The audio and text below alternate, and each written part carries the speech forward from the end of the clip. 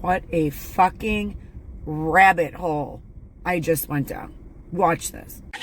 You talked about Dr. Sebi. I'm a fan of that because I got introduced by Dr. Sebi when I was an intern. Right. When I was 17, first getting into the game in Atlanta, by the Lopez family, Raina Lopez, left our sister.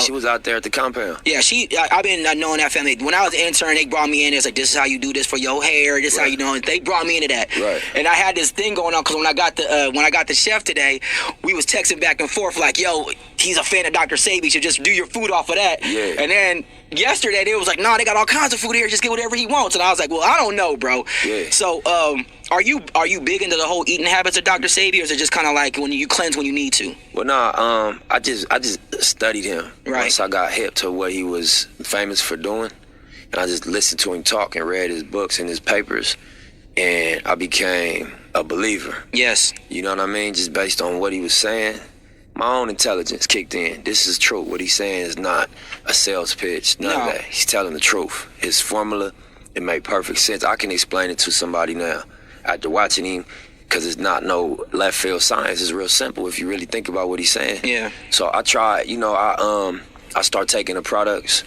And it worked. For sure. Immediately. I was on tour. I you get tired, bro, doing shows and shows. Shaking hands. 12 hours on the bus every day, eating at the gas station. So, I start taking the products, and then I cut dairy out of my diet completely. Yeah. That was one of the things he swear by.